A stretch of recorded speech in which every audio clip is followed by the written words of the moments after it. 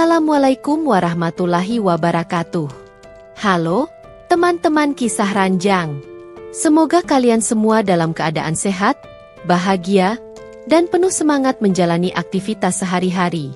Semoga kita senantiasa diberkahi kebahagiaan, kelancaran, dan keberkahan dalam setiap langkah hidup kita. Nama saya Inem dan saya seorang ibu tunggal yang berusia 26 tahun. Hidup saya mungkin tidak seperti yang orang lain bayangkan. Setiap hari saya berjuang untuk membesarkan anak saya, Dini, yang baru berusia 4 tahun. Kami tinggal di sebuah kontrakan kecil di pinggiran kota, tepatnya di sebuah gang sempit yang tidak pernah sepi dari suara bising kendaraan dan tawa anak-anak bermain di jalanan. Rumah kontrakan ini sederhana, bahkan bisa dibilang sempit.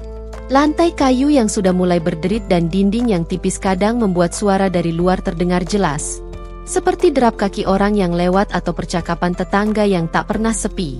Pagi-pagi sekali, saya sudah bangun untuk menyiapkan sarapan bagi Dini, yang sering terbangun dengan wajah manisnya yang masih kusut tidur. Saya ingin memberikan yang terbaik untuknya meskipun kondisi kami tak pernah mudah. Setelah memastikan Dini sudah siap, saya menuju rumah majikan saya, seorang pria bule asal Australia bernama Mr. John. Mr. John tinggal di rumah besar yang jauh berbeda dengan kontrakan kami yang kecil dan sesak. Rumahnya berada di pinggiran kota, jauh dari kebisingan, dan memiliki kolam renang. Rumah itu tertata rapi, bahkan rak buku di ruang tamu pun tampak sempurna. Mungkin itu sebabnya saya merasa sedikit canggung saat pertama kali bekerja di sini. Saya tidak bisa membayangkan bagaimana rasanya tinggal di tempat yang begitu besar dan sepi. Tidak ada suara berisik dari tetangga, hanya ketenangan yang membuat saya sedikit merasa asing. Saya bekerja di sini sebagai pembantu rumah tangga. Tugas saya adalah membersihkan setiap sudut rumah, mengepel lantai marmer yang kilap, menghapus debu di rak buku, dan mencuci piring di dapur yang selalu bersih. Sesekali saya menyiapkan makan siang atau malam untuk Mr. John, yang lebih sering bekerja di ruang kerjanya daripada berada di luar rumah. Fisik saya bisa dibilang biasa saja. Rambut hitam panjang saya selalu diikat rapi saat bekerja. Saya tidak pernah mengenakan banyak makeup, hanya bedak tipis dan sedikit lip balm agar wajah saya tetap segar.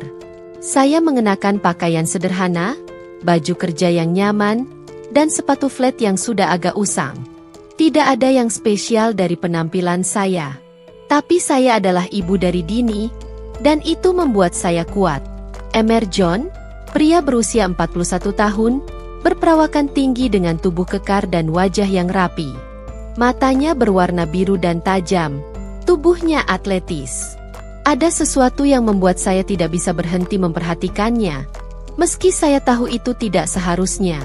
Saya hanyalah pembantu rumah tangganya, dan dia adalah majikan saya. John tidak banyak bicara. Biasanya dia hanya memberi perintah singkat atau mengapresiasi pekerjaan saya. Namun, dia sering membantu saya dengan kebaikannya yang tidak saya duga. Pernah suatu kali, saya tidak sengaja mendengar percakapan antara Mr. John dan temannya melalui telepon. Suaranya agak keras sehingga saya bisa menangkap beberapa kata-katanya. Dia tahu aturan mainnya, tapi aku nggak akan memaksanya. Cuma kalau dia mau, ya semua bisa lancar, katanya dengan nada serius. Saya tidak tahu harus merasa khawatir atau heran, tapi saya juga tidak bisa mengabaikan kenyataan bahwa saya sangat membutuhkan bantuan itu. Dengan gaji yang pas-pasan sebagai pembantu rumah tangga dan dengan tanggungan Dini yang harus saya perhatikan, saya tak bisa menolaknya. Suatu hari, saat saya sedang membersihkan ruang tamu, Mr. John mendekati saya. Kali ini dia lebih serius daripada biasanya. Inem, kamu tahu kan, aku selalu ingin bantu kamu. Jangan ragu untuk meminta bantuan, lanjutnya dengan suara yang lebih lembut. Jantung saya berdebar. Apa yang sebenarnya dia inginkan dari saya? Mengapa saya merasa seperti ada sesuatu yang lebih dari sekadar kebaikan dan bantuannya? Saya tidak tahu jawaban pasti untuk pertanyaan itu. Tapi saya tahu satu hal. Hidup saya sudah mulai berubah sejak pertama kali menginjakan kaki ke rumah besar itu. Pagi itu udara di gang sempit terasa dingin. Saya sedang menyiapkan sarapan untuk Dini yang masih nyenyak tidur. Rumah kontrakan kami yang kecil ini biasanya hanya cukup untuk kebutuhan sehari-hari. Saya sudah menghabiskan sebagian besar uang untuk membeli makanan dan keperluan rumah. Tiba-tiba Dini terbangun dengan suara lirih. "Ibu, aku sakit," katanya. Suaranya terdengar lemah dan matanya berkaca-kaca. Saya terdiam, lalu menangis perlahan. Saya bingung harus berbuat apa. Tapi saat itulah Emerjon menawarkan bantuannya. "Inem, aku tahu ini sulit. Kamu dan Dini harus pergi ke dokter. Aku bantu semuanya," katanya dengan nada tegas namun hangat. Saya merasa terharu. Namun di saat yang sama, saya tidak bisa mengabaikan rasa cemas yang terus menghantui pikiran saya. Setelah telepon itu berakhir, saya langsung bergegas menuju apotek untuk membeli obat untuk Dini. Kesehatannya membaik setelah mendapatkan perawatan, tapi ada sesuatu yang terus menggantung di pikiran saya. Apakah saya bisa membalas semua kebaikannya? Apakah ini semua hanya karena rasa kasihan? Atau ada sesuatu yang lebih besar yang ia harapkan dari saya? Suatu hari, Emerjon mengatakan sesuatu yang mengubah segalanya. "Inem, aku ingin kamu tinggal bersama saya. Tidak hanya untuk bekerja, tetapi juga untuk hidup bersama saya.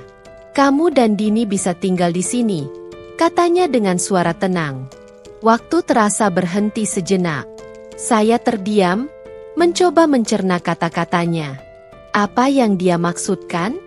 Mengapa dia ingin kami tinggal bersamanya? Saya hanyalah seorang pembantu, dan Dini hanyalah seorang anak kecil. Tidak ada yang istimewa dari kami.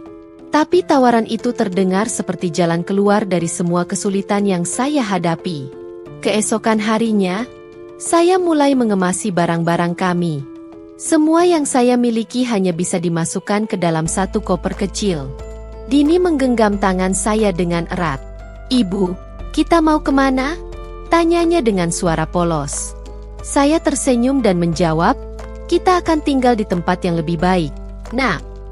Rumah besar itu terasa asing, tetapi juga menjanjikan. Kolam renang yang berkilauan, sofa yang empuk, dan kamar yang nyaman membuat saya merasa seperti hidup di dunia yang berbeda. Namun, meskipun semua terlihat sempurna, ada perasaan ganjil yang terus menghantui saya. Apakah saya benar-benar siap menjalani hidup bersama Emerjon? Apakah keputusan ini benar-benar yang terbaik untuk saya dan Dini? Sejak kami pindah ke rumah besar itu, hidup saya berubah drastis. Dini yang dulu sering sakit kini terlihat lebih sehat dan ceria. Saya tidak lagi harus khawatir tentang uang atau tempat tinggal. Tetapi, meskipun semuanya tampak lebih baik, saya tidak bisa menghilangkan perasaan aneh yang terus menghantui saya. Apakah Emerjon benar-benar peduli pada saya? Ataukah ada sesuatu yang lebih ia inginkan? Tetangga mulai memperhatikan perubahan dalam hidup saya. Beberapa dari mereka bertanya-tanya, bahkan mencurigai hubungan saya dengan Emerjon. Apa dia tahu apa yang dia lakukan? Apa yang sebenarnya terjadi di rumah besar itu? Bisik-bisik mereka sering terdengar di belakang saya. Saya hanya bisa menundukkan kepala, berusaha menjalani hari demi hari tanpa memikirkan apa yang mereka katakan. Saya tahu hidup ini penuh dengan tanda tanya. Tetapi, di tengah semua kebingungan ini, saya belajar bahwa meskipun hidup sulit dan penuh tekanan, kita selalu memiliki pilihan untuk memperbaiki jalan kita. Kisah saya bersama Emerjon adalah perjalanan penuh ketidakpastian dan tantangan. Namun, satu hal yang saya yakini, meskipun hidup tidak selalu mudah dipahami, kita harus terus melangkah maju dengan hati dan pikiran yang terbuka.